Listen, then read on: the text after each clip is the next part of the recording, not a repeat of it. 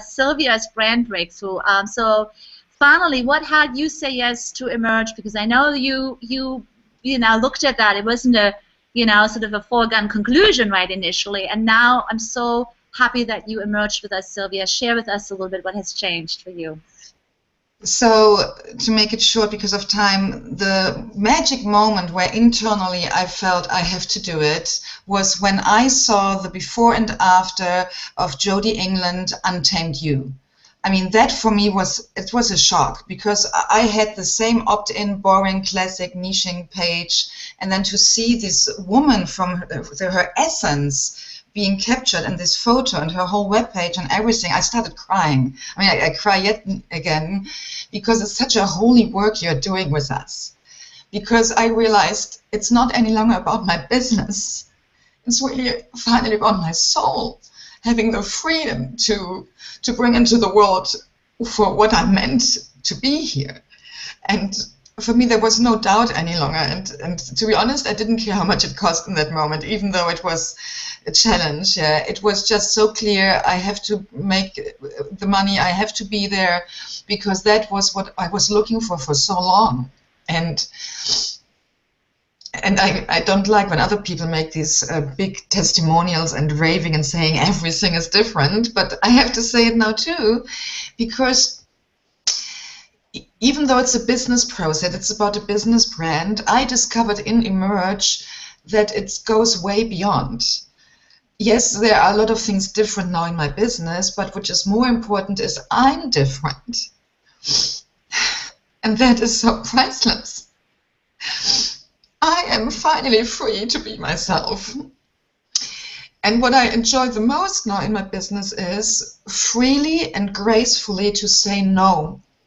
Because in the past, not being clear who I am and what I'm up to do, I always said yes, coming from this scarcity paradigm and always worried I miss out on an opportunity. I was constantly on the edge of burning myself out, going to the wrong events, to the wrong networking groups.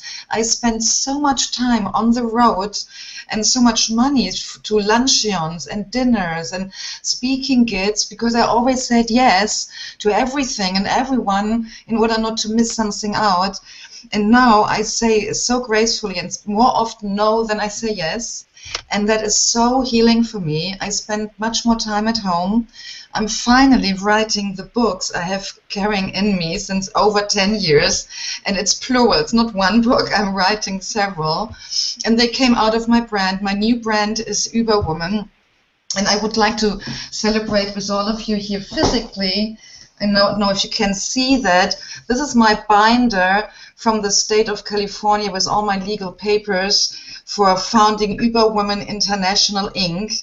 So I incorporated a few weeks ago, and deliberately not making an LLC, because for me that felt just too small. In an incorporation, a corporation and international is a bold claim of a brand for the next 20, 30 years, where I know I can now freely and slowly grow into it. This is the other thing. I'm now patient, finally, with myself and my business. I'm not constantly throwing thousands of dollars on the newest shiny object syndrome to learn the newest new social media gadget and launching this and launching there. I mean, I had so many blogs started and so many info products and membership sites, and then I always stopped them or broke them off, or they didn't sell or something was off. And I'm not doing that. My new business is growing really, really slowly, and it's perfect. Because I'm patient, I'm not any longer coming from fear. I'm so connected with my mission of empowering women worldwide, and that is so big, and that needs such a strong foundation that I make it now the right way, and not any longer from this pushed by fear and grabbing every opportunity and shiny object syndrome. And I was quite stuck in my old perfect niche of being a highly paid corporate coach. And the interesting thing is that I'm now so aligned and so out of fear that inside the corporate world, I talk about my new brand. I talk about female empowerment, and I allow myself to talk really woo-woo and spiritual.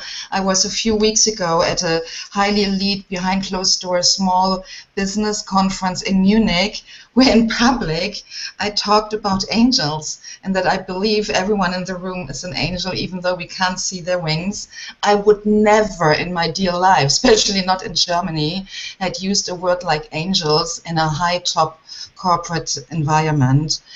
And I'm going now more and more into big speaking platforms.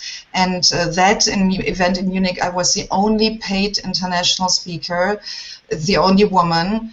And I'm flying out this weekend again to Germany, where I will be the only international speaker from the United States on a coaching conference. And there again, I had told both organizers no first, because it's a big trip from California. I didn't want to do that, but they wanted me so desperately that they negotiated with their budget holders to be able to finance me. And so the freedom to gracefully say no is just so healing for me.